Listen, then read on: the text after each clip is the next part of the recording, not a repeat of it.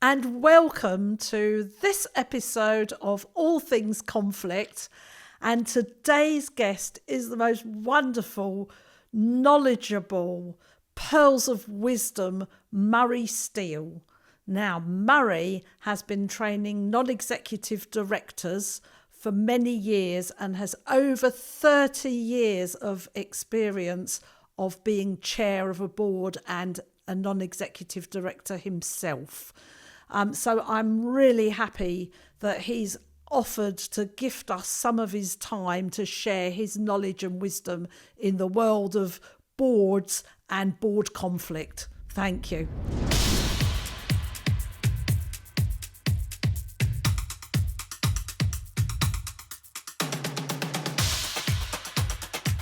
So Murray, thank you so much for coming on to All Things Conflict. Now, I know that you're on holiday and you've done this as a special favour for me, for which I'm really grateful. And I think your wife and your dog are desperate for you to get out into the sunshine.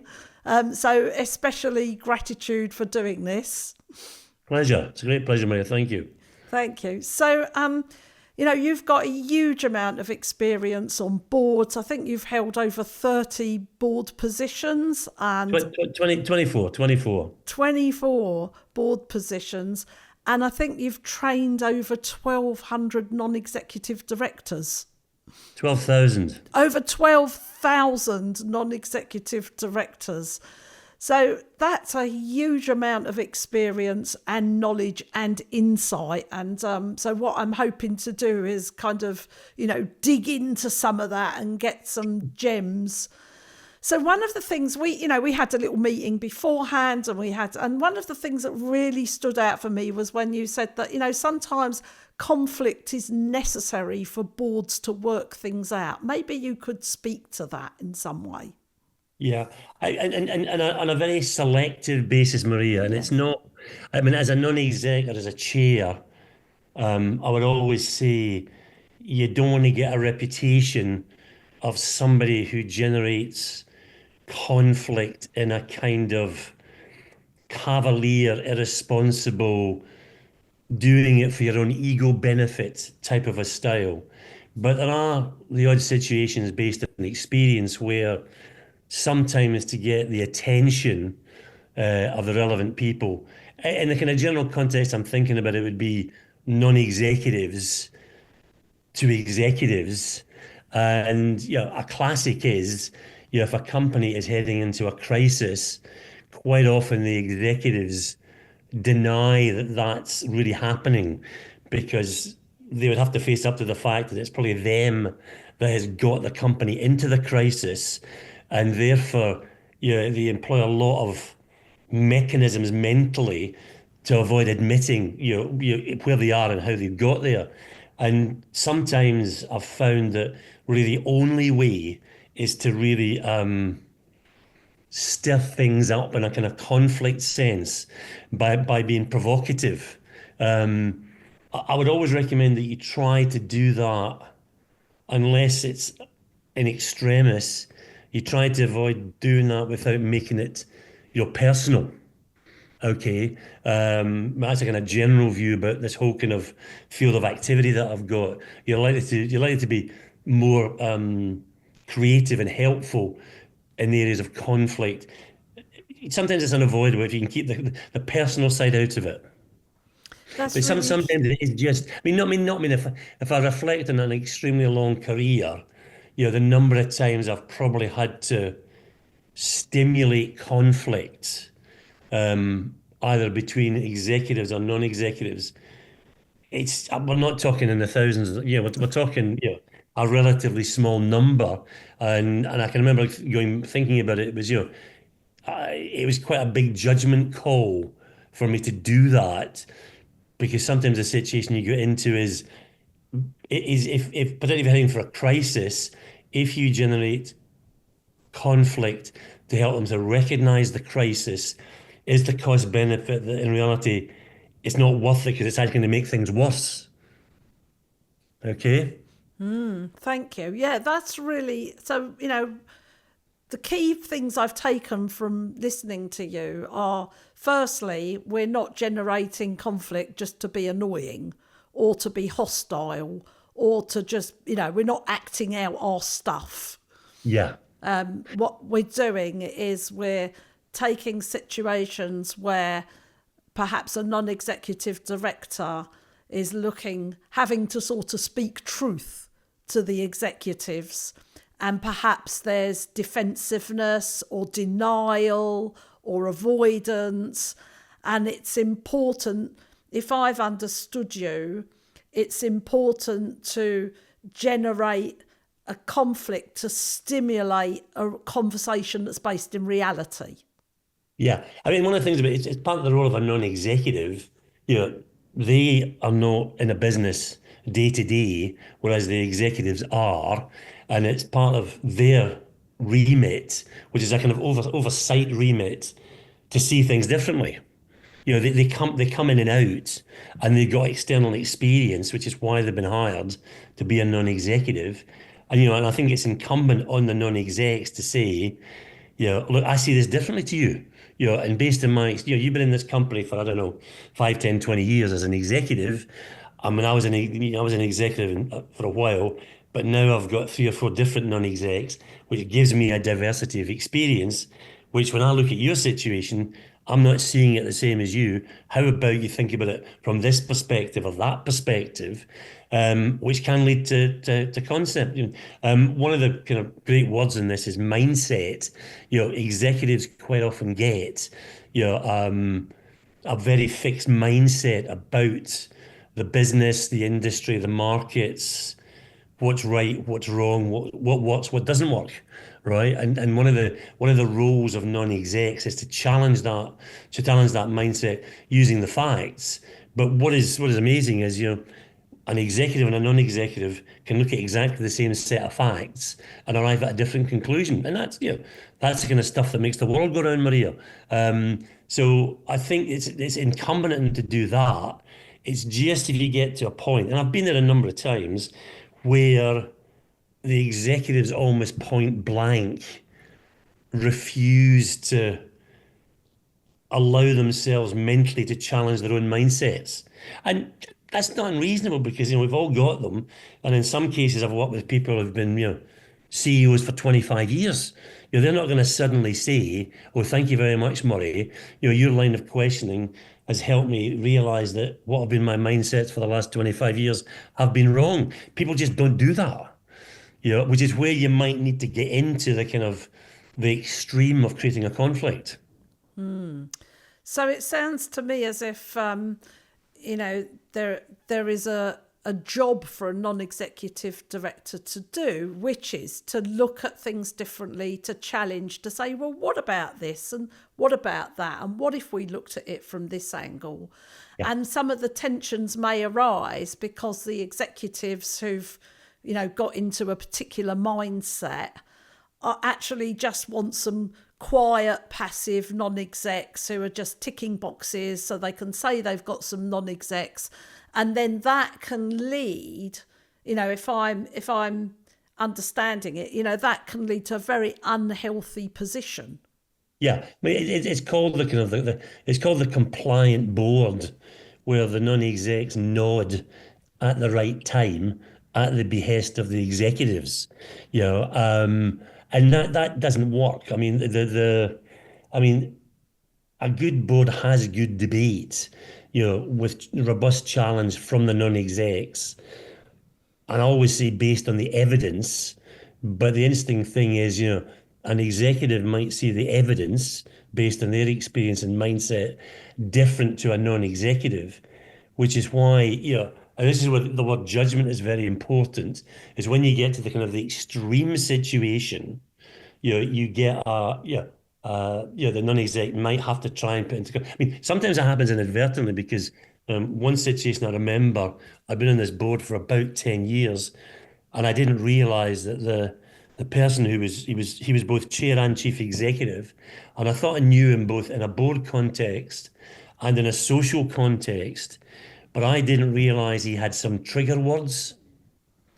And in a board meeting once, very mildly, I said to him, look, are we heading for crisis? Totally ignorant of the fact that crisis was a trigger word.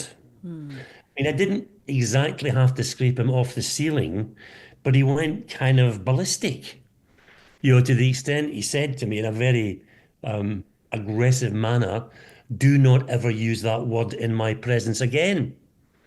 And I didn't, right? And it really, I mean, it was almost like, he literally went from passive to frothing at the mouth. And I just totally, I mean, it was unknown to me. I thought I knew the man. And it created, it did stimulate a very interesting debate because it was a surprise to the rest of the board members as well. Everybody kind of went, whoa, where'd that come from? Like this. Now that's an extremely rare, rare situation, Maria. But I think a lot of it comes back to judgment. But I mean, I don't want to repeat myself too much, but don't, I would be very cautious about doing this. I mean, the worst thing I'd hate to have is a reputation of someone who does this irresponsibly, because you usually think, it's driven by the ego of the non-exec who wants to show how smart they are. Therefore, they stimulate conflict to show how smart they are and kind of satisfy their ego because they're smarter than the executives, and that is never a good assumption to make. That's a really good point that, we talked about one side of the executives, but then, the non-executive director who wants to show off and wants to Yes. show everybody their business prowess. And that's really Yeah. interesting. And it sort of reminds me of something, in my work that I do when I'm, meeting resistance or hostility. Sometimes I might ask someone to just kind of close their eyes and ask themselves, what are they attached to right now? Yeah. Does Yeah. that No, no, resonate for you? yeah. No, no, no, no, you're absolutely right. I mean, and part of it comes back to, and I was doing a thing about this last Wednesday and Thursday on a program I run, is, as a director in theory, not theory legally, you should act in the best interests of the company, but there is always the temptation to act in the best interests of winning the argument and being right, which is a nice personal, satisfaction thing. And I had some very interesting debates about this with people on Wednesday, actually over 3 days, Wednesday, Thursday, Friday, and you know, one guy said, "Look, everybody likes to be right," and he wasn't wrong; he was correct. And sometimes, certainly, I've been in a situation where I've had to ask myself, am I pursuing this line of argument with executives because I think it's the right thing for the company, or am I pursuing it because I want to beat these guys? I want to win the argument and prove that I'm right. It shouldn't be the latter, Maria. I mean, and that kind of gets me back to my kind of basic principle about, and maybe it's an interesting benchmark, is is pursuing the temptation to create conflict the best interest of the company at this moment in time at the board level? Will it add value? Will it move things forward? Will it address some issues? Will it solve some problems? Or is it just me showing that I think I'm smart? It's really interesting, and I can take you back to the example you gave of the gentleman who didn't like the word crisis, and you could have just pursued him and said, well, you need to get into a reality, and it could be a Yeah, crisis. yeah, But yeah, what you did was you realise that that's just a trigger word for him, and there's sort of yeah, another way to have that conversation that's not going to generate that kind of extreme kind of reaction. yeah. I mean, never use it again. Found a different way of doing it because it was dysfunctional to have him screaming his head off from the stuck to the ceiling. That was not going to. And he was group chair and CEO of a reasonable sized business. So having him in that emotional, volatile state, served no purpose whatsoever. And I kind of got him back down. Took a little bit of time, rebuilt the relationship. Never used it again. He never referred to it again, which was interesting. I mean, with the benefit of hindsight, did it? Did it help move a relationship? And it was kind of, it was literally like a kind of one of those things you see when there's been an earthquake and you see the graph where the earthquake happens and things are stable, then it goes root, then it comes back down again, and then it kind of carries on. And it was a bit like that. Amazing. So when I listen to that example and I hear you talk about, using judgment, having the debate and it being about in the best interests of the business, which is the legal requirement. I mean, it's Yep. not just a preference, it's what you're there to do. I suppose what comes up for me is how do we when we need to talk about things and they're tough and they're difficult and we're seeing things differently, how do we tease those things out, have the debate, as you call it, get to the heart of the matter to make things better? But how do Yeah. we look after each other when we're Yeah. going through that difficult, when we're going through the tunnel? I mean, that is one of the hardest things as a non-exec because I mean, one of the concepts I use is called zone of uncomfortable debate. Yeah, boards spend their time in two zones, comfortable debate and uncomfortable debate. And, my experience, not just of my own personal experience, but asking the people who've done the programs I run, and it's a terrible generalization, but it's probably 97% in comfortable versus 3 in uncomfortable. And the only time you get into uncomfortable is when you're in crisis, where all the information, where for people on the board cannot ignore the facts, which is, guys, we're heading for crisis, therefore we have to do something, we have to take action. But in the main, the impediments to that are the fact, as somebody put it to me once, this is pretty obvious. It's uncomfortable. And nobody's, very few people, there might be some, but very few people get up in the morning, get dressed. I'm going to a board meeting and thinking, I'm going to this board meeting. It's going to be full of conflict. It's going to be uncomfortable. I'm really looking forward to it. Most people are not like that, and there is a very big national cultural aspect of this. And I'd say the Brits are pretty good at avoiding uncomfortable and conflict. And one of the hardest things as a non-exec is how do you actually, in a kind of gentle, constructive fashion, initiate that discussion, that debate, and help it grow at a kind of steady level instead of like my crisis word, it goes like this. It's kind of exponential, the way you don't want it to go exponential. And that is a real it's one of the parts of the craft, I think, of being a non-executive, which you can develop as you go. I mean, the chances of you screwing it up. I mean, I was very, very lucky. I screwed it up big time in one of the first boards that I was on, and got away with it. Looking back now, I I would never say what I said then. And you have to just kind of be very cautious. I mean, the other thing you have to do is get to know and be able to read the other people around the boardroom table. And a bit like the crisis words, which I didn't know. They're human beings, so you'll probably never get to know them, excuse me, 100% of the time, or 100% of their personality makeup, and what triggers them and what doesn't. But I think it's wise to understand that. It's probably wise also is if you as a non-exec are planning to do this, perhaps out of judgment, born out of frustration, is to prepare the ground beforehand.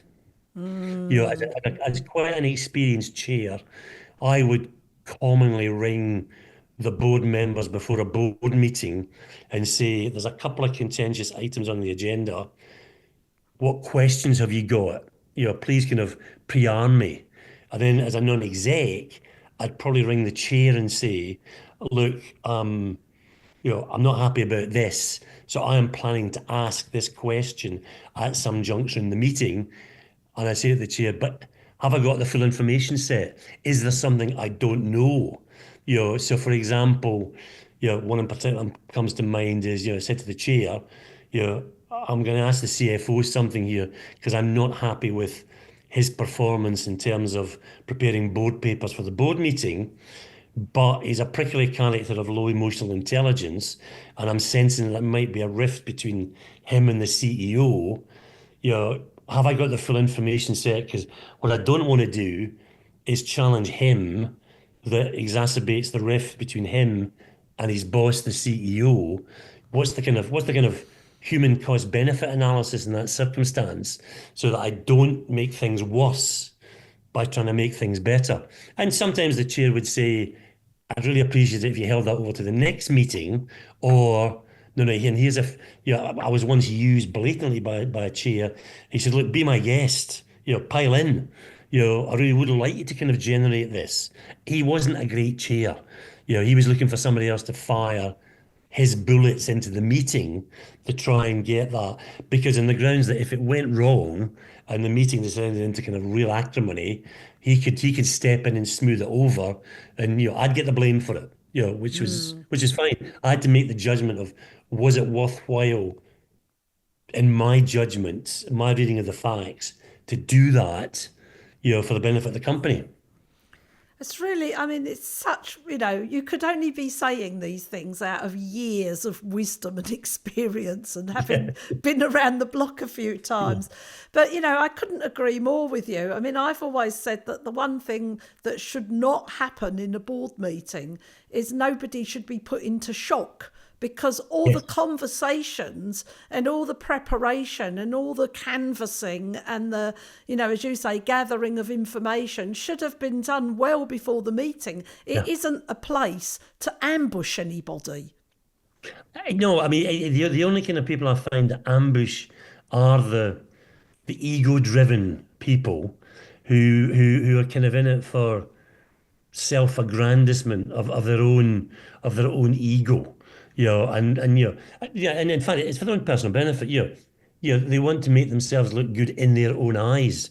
Nobody else gives a damn, how they look is my kind of view. But there are some who have an ego and almost feel the need to kind of promote this. Yeah, and it's part of it is you're lucky to have me on this board because I am so wonderful.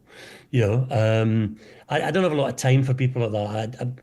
I've kind of I used to be in my kind of earlier days in this, and I'm not particularly proud of it, but I used to sadly resort to sarcasm in their direction quite often, and I realised that was not constructive. So I try not to do it now.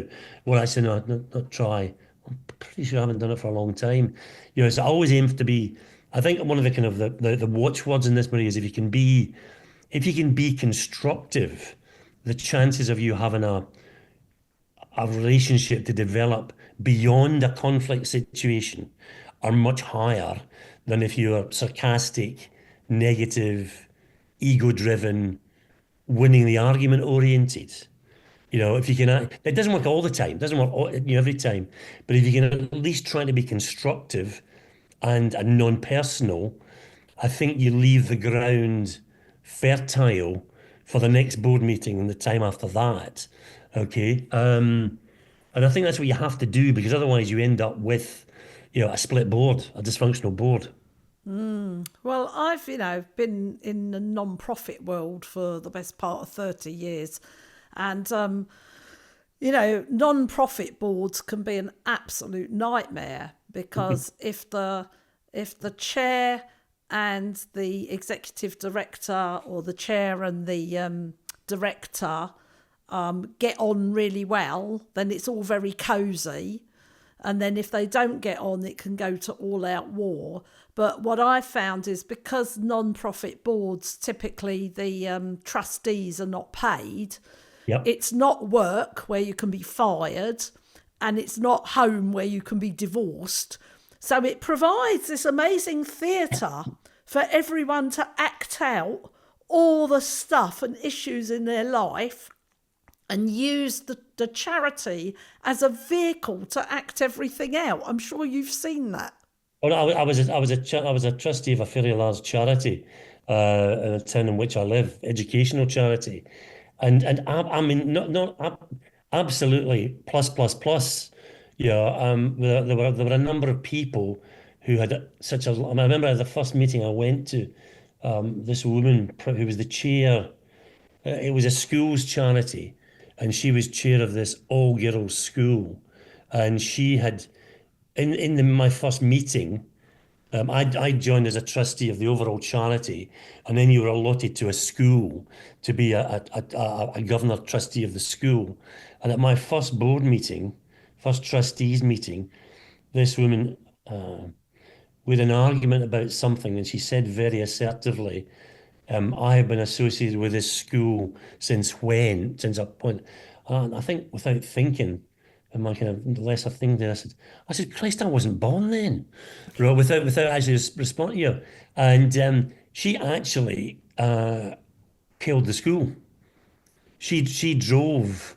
There was I mean, there's a number of things. One, the headmistress was having discussions with a local boys' school about going co-ed because there wasn't a co-ed provision in this group of four schools. The chair fired her.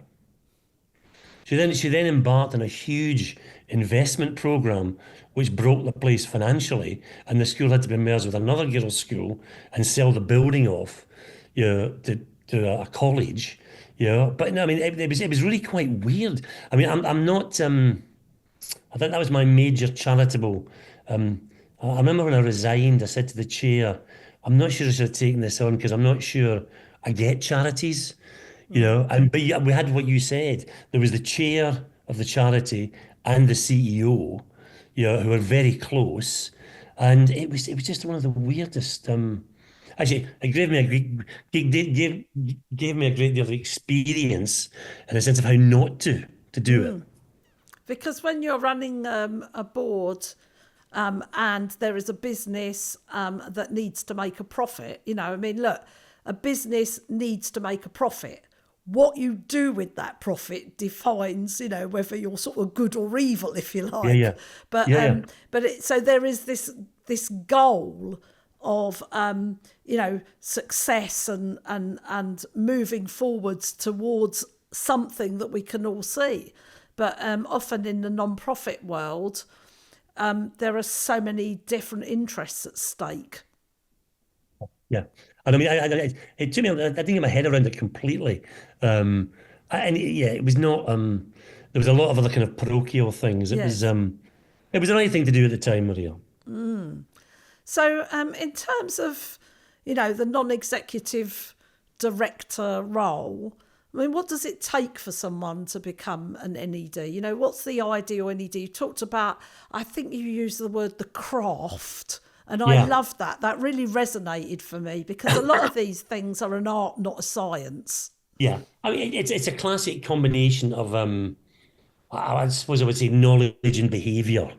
Okay, but and you'll become the kind of the optimal, effective non-executive director if you've got both, but you're more likely to screw up if you haven't got the behavioural aspects of it.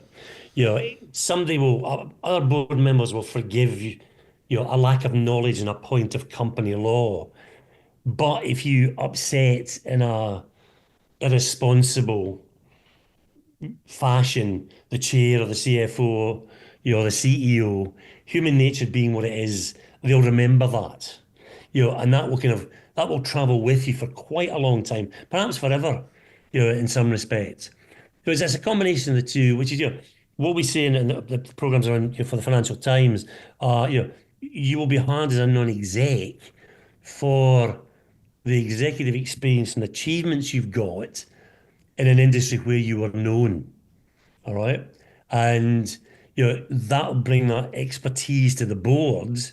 And in fact, that's become much more overt in the last 4 or 5 years. Prior to the financial crash, people would be hired to the board for who they were, maybe governance, etc., etc., etc. And a lot of boards were put together on that basis and not skills basis. Now, well, a classic would be if you're a fast growth company, one of the things you probably want are non-execs who've been CEOs of other fast growth companies, scaled them up, then sold them, put some money in the bank, and then they become, non-execs of similar companies. That's a kind of classic where you acquire the skills. You bring your skills to the board, but you have to do it in a kind of non-executive sense. And the clue's in the name, non-executive, right? It's dangerous if you kind of cross the line from non-executive into executive, because the executives tend not to like that. So I Mm, mean that would kind of be I mean you have to have something where you can say, here's how I can add value, right? It used to be purely in terms of governance. Now you have to have, I think, more specific skills and achievements. thank you. Well, I mean, I could listen to you for hours, but I'd really probably like you to mentor me at some point. I think your wisdom and your knowledge and your experiences are you just know how to hit the right note somehow, Murray. It's Well, a thank you. I appreciate delight that. to talk to you. So I know you want to get out in the sun. I know you're on holiday. I'm so grateful for you for coming on All Things Conflict. How can people get hold of you? What is it that you do? If I wanted to Yeah, sort of learn sure, from sure. you, where would I No, go? but I mean, I'm the only social media I use is LinkedIn. LinkedIn is the most obvious way, Maria.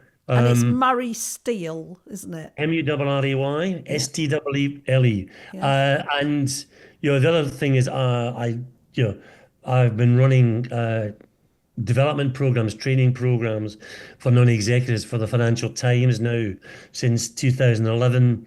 I'd argue with the global leaders in this. We do programs that are level 7 masters accredited, with people like EdXL, hugely international programs. I mean, I can't believe we started in 2011, and last week we did cohort number 62, hence the kind of the 12,000 number. And, last week there were 45 people in this 2-day program, and there would be probably 18 different nationalities from Amazing. North America to Africa to Asia Pacific, many European countries. The gender diversity is 40 to 45%. The industry diversity is similar. Um, and it's a very high caliber audience, which is what I enjoy. Like this money, it's what I enjoy working with. So I mean that's another avenue to get through. But yeah, look, I'm very happy to talk to people if they want to get in touch with me. Happy to help if I can. Well, you're certainly going to be hearing from me, Murray. I tell you, All right, this has been wonderful. Thank you so much for gifting me your time. a great pleasure, Maria. All the best. Thanks very much indeed. Thank you. Bye.